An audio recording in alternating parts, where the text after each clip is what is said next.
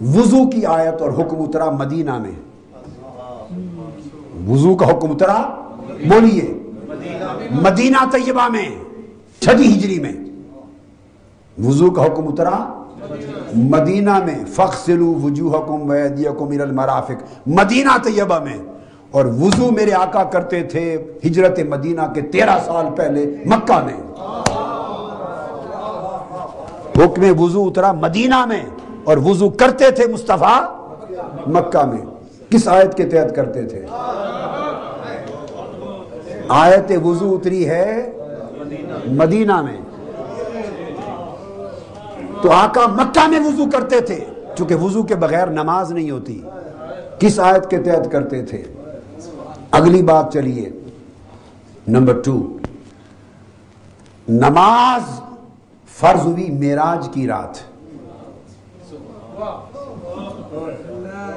معراج کی رات نماز فرض ہوئی. 50 دن پھر موسیٰ علیہ السلام کا واقعہ, گئے تشریف حاضر ہوئے بارگاہ الہی میں, واپس آئے, 5 معاف ہوتی رہی, پھر 5 رہیں. اللہ نے فرمایا پڑھنے کو 5 اور اجر ملنے کو 50. 50 کا اجر دوں گا, پڑھو گے 5. نماز فرض ہوئی معراج کی رات, اور معراج ہوا قبل از ہجرت. ہجرت سے تھوڑا عرصہ پہلے, ہجرت سے تھوڑا سال پہلے. نماز فرض ہوئی ہجرت سے تھوڑا عرصہ پہلے, اور آقا علیہ السلام نماز پڑھ رہے تھے صحن کعبہ میں اعلان نبوت کے ساتھ پہلے دن سے. 13 سال سے نماز پڑھ رہے تھے. یہ صحیح بخاری میں ہے, صحیح بخاری میں ہے. لوگوں نے پڑھی نہیں بخاری کیا ہے, مسلم کیا ہے, ابو داؤد ترمذی کیا ہے. اٹھائیے بخاری مسلم میں ہے. نماز آقا علیہ السلام فرض ہونے سے پہلے سال 11-12 سال پہلے سے پڑھتے تھے. کس آیت کے تحت بولیے؟ کس آیت کے حکم کے تحت پڑھتے تھے؟ اب کون انکار کر سکتا ہے اس روایت کا کہ صحن کعبہ میں آقا علیہ السلام نماز پڑھ رہے تھے اور کفار و مشرکین ٹھٹھا بنا رہے تھے, ہنس رہے تھے. اور پھر ان ظالموں نے آقا علیہ السلام جب سجدے میں گئے تو آپ کے کندھوں پر کوئی ناجائز سا بوجھ رکھ دیا اور پھر ہنسنے لگ گئے, کہکا کیا. سیدہ کائنات سیدہ فاطمہ الزہرا رضی اللہ تعالیٰ عنہ چھوٹی سی معصوم بچی تھی, چھوٹی معصوم بچی تھی, روتی ہوئی آقا کے پاس گئی. پہلے کی بات ہے کہ آقا وہ مجلس میں بیٹھے, سارے مجلس میں بیٹھے منصوبے بنا رہے تھے کہ آپ کو دیکھیں گے قتل کر دیں گے. آقا وہ آپ کو دیکھیں گے قتل کر دیں گے. آقا علیہ السلام باہر تشریف لائے. یہ دوسری حدیث ہے. پھر یہ واقعہ کہ سجدے میں گئے, صحن کعبہ میں نماز پڑھ رہے تھے, انہوں نے آپ کے کندھوں پر بوجھ رکھ دیا ایک چیز کا, جس پر اللہ. آقا علیہ السلام اٹھے, جب نماز سے فارغ ہوئے سلام پھیرا, آپ نے ایک ایک ان قریش جو سرداران قریش تھے ان کا نام لے لے کر کہا تو تباہ ہو جائے, ابو جہل تو تباہ ہو جائے, تو تباہ ہو جائے, تو تباہ ہو جائے, تو تباہ ہو جائے. نام لے لے کر ان کی تباہی کا ذکر کیا. اور صحابہ کہتے ہیں اس خدا کی عزت کی قسم جس کے قبضہ قدرت میں میری جان ہے. ہجرت سے 10 سال پہلے کا واقعہ ہے, ہجرت سے 9-10 سال پہلے کا واقعہ ہے. فرماتے ہیں خدا کی قسم جن جن کے نام لے کر بد دعا کی تھی, بدر میں ہم نے اپنی آنکھوں کو ان میں سے ہر ایک شخص کو واصل جہنم ہوتے دیکھا. نماز پڑھی تھی جس میں بعد واقعہ ہوا. نماز فرض ہوئی معراج کی رات, آقا پڑھ رہے ہیں 10 سال پہلے. آپ میری بات کو سمجھیں. حج فرض ہوا, حج فرض ہوا مدینہ طیبہ میں بعد از ہجرت 6 ہجری میں. حج فرض ہوا 6 ہجری میں.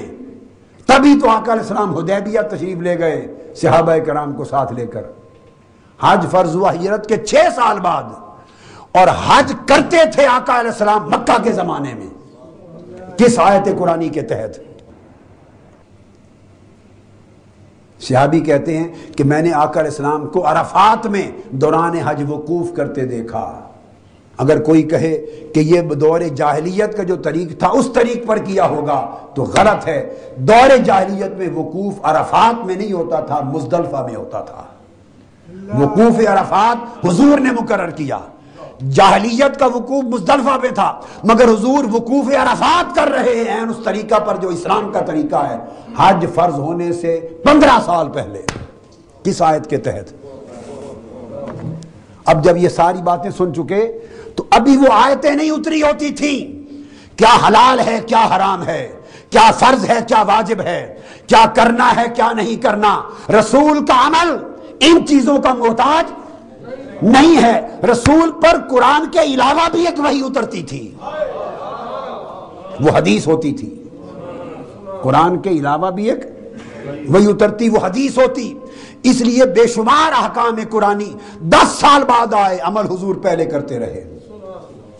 اور میں ایک بڑی پتے کی بات آپ کو بتا دوں، یہ تو کسی شخص کی ایسا نہیں جس کو علم نہ ہو کہ حضور علیہ الصلوۃ والسلام ہجرت مدینہ جب ہوئی تو 16 مہینے اور 17 مہینے تک بیت المقدس کی طرف منہ کر کے نماز پڑھتے تھے، اس میں تو کوئی شک نہیں۔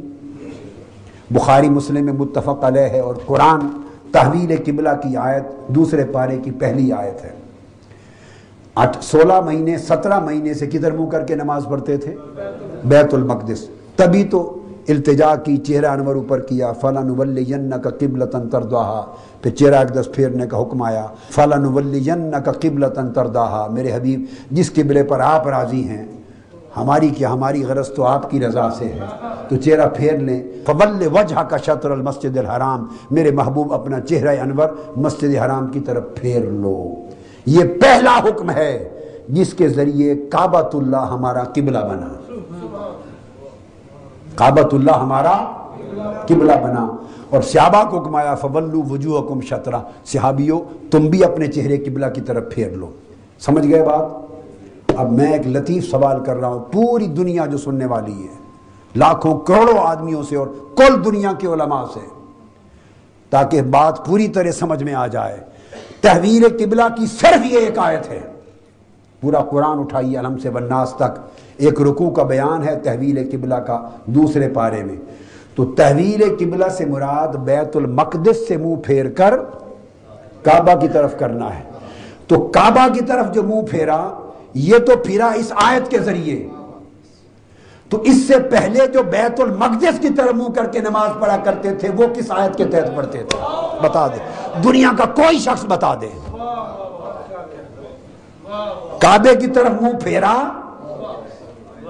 یہ تو اس آیت قرآنی کے ذریعے فَوَلِّ وَجْهَكَ شَطْرَ الْمَسْجِدِ الْحَرَامِ۔ مگر 16 مہینے جو مدینے میں گزر گئے اور 13 برس مکہ کے، حضور مکہ کے سین میں بھی نماز پڑھتے تو اس رخ پہ کھڑے ہوتے، چہرہ بیت المقدس ہی کی طرف کرتے، وہاں بھی قبلہ بیت المقدس تھا، مگر کعبۃ اللہ کو سامنے کر لیتے۔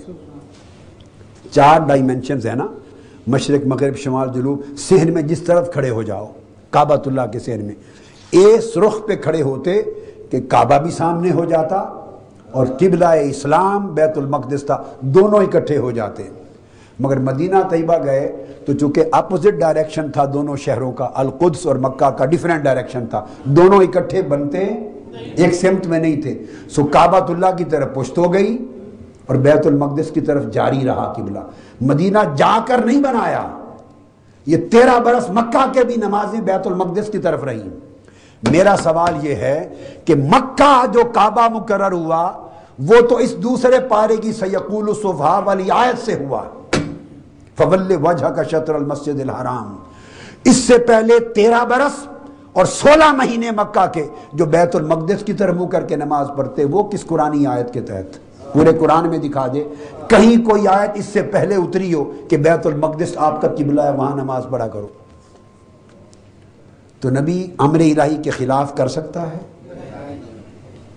تو کوئی امر تو پہلے بھی اترا ہوگا جس کے تحت بیت المقدس کی طرف منہ کر کے نماز پڑھتے تھے، اور وہ قرآنی آیت نہیں ہے۔